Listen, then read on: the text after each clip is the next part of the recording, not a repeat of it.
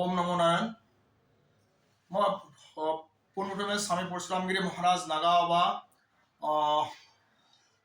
সনাতনী হিন্দু আৰ্মীৰ সেনা প্ৰমুখ হিচাপে মই ভাৰতীয় সেনা বাহিনীক মই সকলো বীৰ সন্তানসকল বিষয়াসকললৈ মই চেলুট জনাইছোঁ।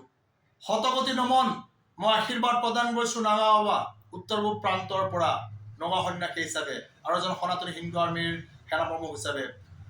আজি আমাৰ এই ভাৰত মাতৃৰ যিটো স্বাভিমান, ভাৰত মাতৃৰ যিটো মান সন্মান অটুট ৰখাৰ বাবে আজি যিসকল মোগলৰ বংশধৰে এই ভাৰত ভূমিত সনাতনী হিন্দু ধৰ্মাৱলম্বী লোকসকলৰ ওপৰত আক্ৰমণ কৰিছিলে, তাক যোগ্য প্ৰত্যুত্তৰ দিয়াৰ বাবে আমাৰ ভাৰতীয় সেনা জোৱানসকল আজি অপাৰেশ্যন সিন্দুৰ নাম দি তেওঁলোকক যোগ্য প্ৰত্যুত্তৰ দিছে। তেওঁলোকে আক্ৰমণ কৰিছিলে, আমাৰ ভাৰতীয় সৈন্যই প্ৰত্যাক্ৰমণ কৰিছে। এয়া কোনো পাপ হ'ব নোৱাৰে। তেওঁলোকে হত্যা কৰিছে, আমাৰ ভাৰতীয় সৈন্যই বধ কৰিব। বধ কেতিয়াও পাপ হ'ব নোৱাৰে। দুষ্টক বিনাশ কৰা, দুষ্টক দমন কৰা, সাধুক সংস্থাপন কৰা হৈছে সনাতনী সভ্যতা সংস্কৃতিৰ মূল লক্ষ্য, মূল উদ্দেশ্য। ইয়াত কোনো বেয়া পাব নালাগে। কোনোবাই আমাৰ এই দেৱভূমি, এই তীৰ্থভূমি, এই মাতৃভূমিত আমাৰ মাৰ স্বাভিমান, যিটো আমাৰ সেন্দুৰৰ ফুট বুলি কওঁ, আমাৰ মাতৃসকলক আমি দেৱী মা বুলি কওঁ, ভাৰত মাতাৰ আমি পূজন কৰোঁ। সেই ভাৰত মাতাৰ যিটো আমাৰ মান স্বাভিমানক আজি নিৰ্লজ্জভাৱে তেওঁলোকে যি কৰিছিলে, উলংঘ কৰি তেওঁলোকে ভাৰত মাতাৰ সন্তানসকলক, জীয়াৰী বোৱাৰীসকলক হত্যা কৰিছিলে। ক্ষীৰত সেন্দুৰ থকাৰ পিছত অপাৰেশ্যন সিন্দুৰ কি জানেনে আপোনালোকে? অকণমান জ্ঞান প্ৰদান কৰিছোঁ নাগা বাবাই।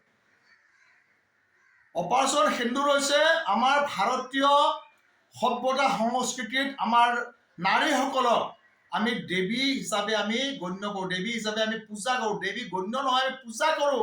দেৱী মা বুলি পূজা কৰোঁ, দেৱী মা বুলি আমি পূজা কৰোঁ। সেইসকল দেৱী মাৰ ওচৰত আমি শতকোটি নমন।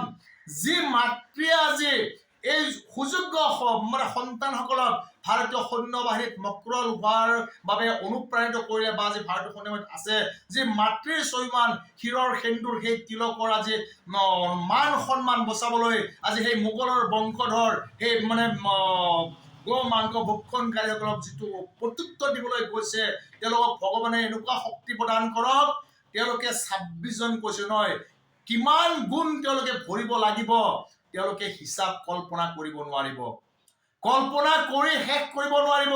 এয়াই ভাৰতীয় সভ্যতা সংস্কৃতিৰ মান আৰু অভিমান আৰু স্বাভিমান। এবাৰ কৈছো, অপাৰেশ্যন সিন্দুৰ কৃতকাৰ্য হ'ব আৰু সকলোকে আমি অনুৰোধ জনাইছো স্বামী পৰশুৰামগিৰি মহাৰাজ নাগাবাৰ তৰফৰ পৰা, যিসকল ভাৰতীয় সেনা বৰ্তমান ৰেলেৰে নিজৰ নিজৰ ইউনিটলৈ, নিজৰ কোম্পানীলৈ গৈ আছে, তেওঁলোকক যদি থিয় দি আছে তেওঁলোক বহা ব্যৱস্থা কৰক, নিজৰ কাষতে বহুৱাই লওক, খোৱা লোৱাৰ অলপ ব্যৱস্থা কৰক তেওঁলোকৰ ফলত। আৰু কোনোবাই খোজকাঢ়ি আছে তেওঁলোককো ধুনীয়াকৈ গাড়ীত বহাই সেই ষ্টেচন হওক বা সেই বাছ ষ্টেচন হওক বা ৰেল ষ্টেচন হওক, তেওঁলোকক পঠোৱাৰ ব্যৱস্থা কৰক। আপোনাৰ প্ৰথম কৰ্তব্য হৈছে ভাৰতীয় সেনাক সহায় কৰক। আৰু ভাৰতীয় সেনাৰ সকলো পৰিয়াল আৰু স্বজনক মই সনাতনী হিন্দু আৰ্মীৰ তৰফৰ পৰা শতকোটি নমন আৰু ভগৱানে আপোনালোকক এনেকুৱা শক্তি প্ৰদান কৰক। मैं नागा बाबा परशुरामगिरी महाराज आसाम उत्तर प्रांत से आशीर्वाद प्रदान करे। आप लोगों को भगवान कुशल मंगल, आप लोगों को जो वीर पुत्र जो अपना माँ का स्वाभिमान के लिए, अपना माँ का सिंदूर का अभिमान स्वाभिमान के लिए जो लड़ाई करने पड़ना, उन लोगों को सही सलामत लेके वापस आएगा और माँ का जय जयकार होगा, भारत माता का जय जयकार होगा, इंडिया नारी भारतीय सेना का जय जयकार। जय हिंद, जय हिंद राष्ट्र।